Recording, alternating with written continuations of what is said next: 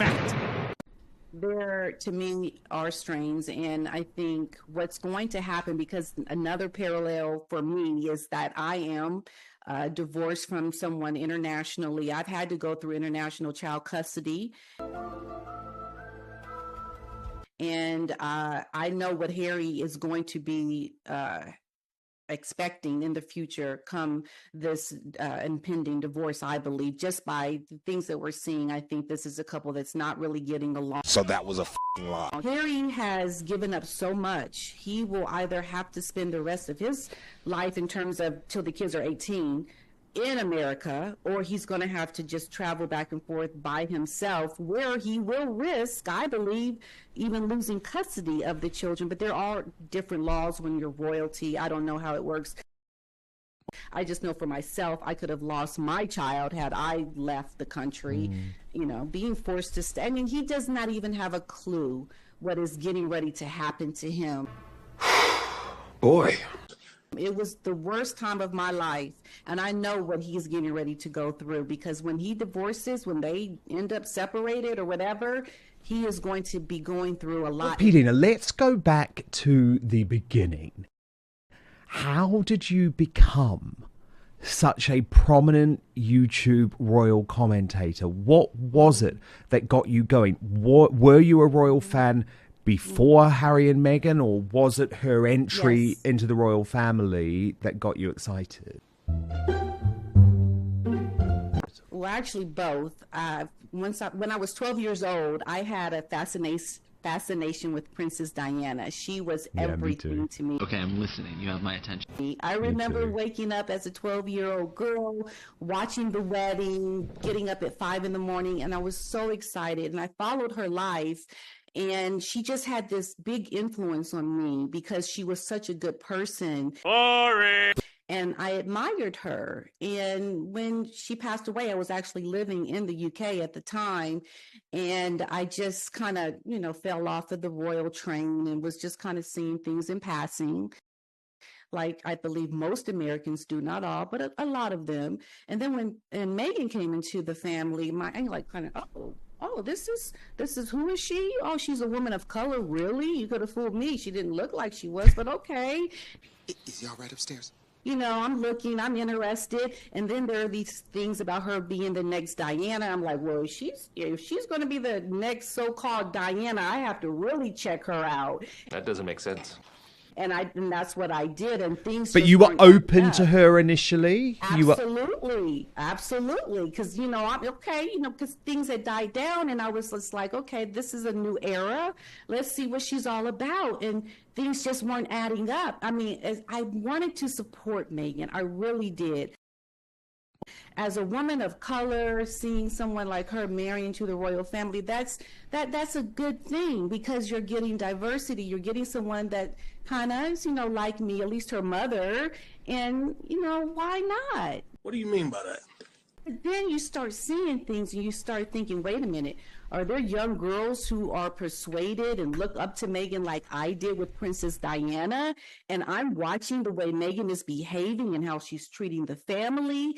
And I'm thinking, this is not good. And the reason why, Dan, I'm so committed to this is because, like I mentioned before, okay, I run a charity where I help young people with life skills, and thinking, how could a young person fall into the trap?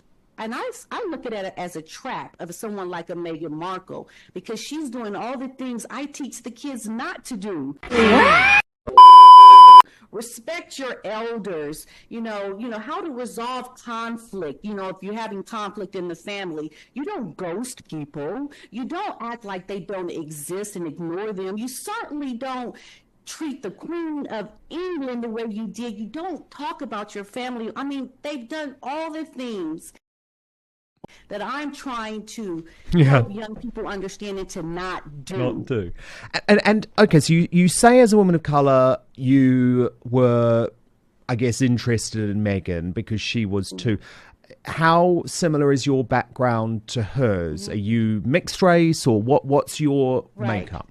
My mother is mixed. Well, her father was mixed. So I have white and black, but my parents are both black, but my mom is very light. She actually looks a lot, I guess, whiter than Harry. I mean, she's very white looking in complexion. That doesn't make sense.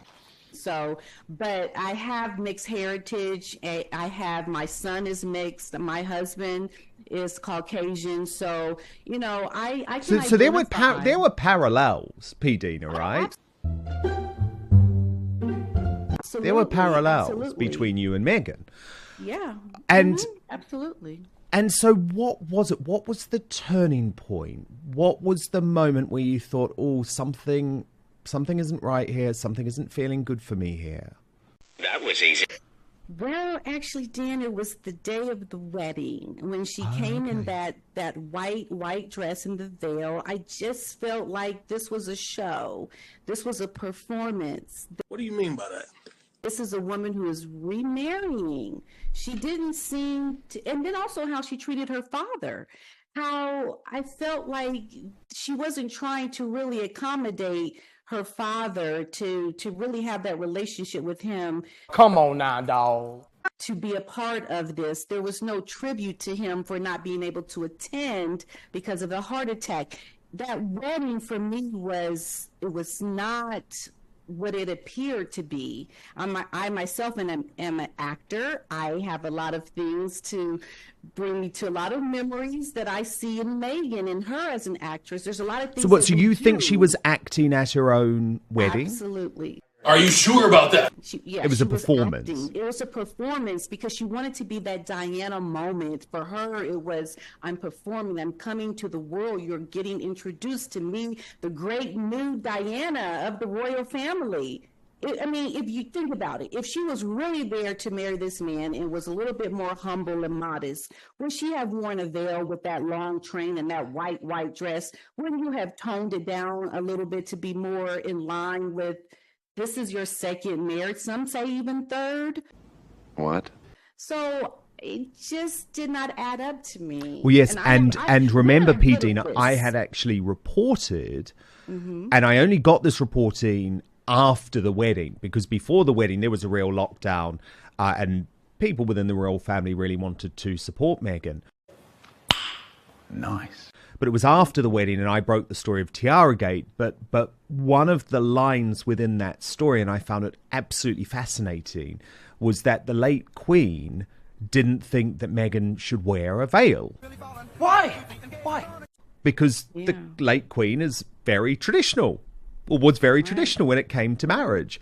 And it wasn't that she was opposed to Harry marrying a divorcee, but she believed in the tradition. She didn't think that she should wear a veil on her wedding day. So I guess that was one of the first times that Meghan just completely ignored the advice of a woman that you would think you'd have quite a lot of respect for, right? If Right, you were marrying into the royal family. Yeah, right.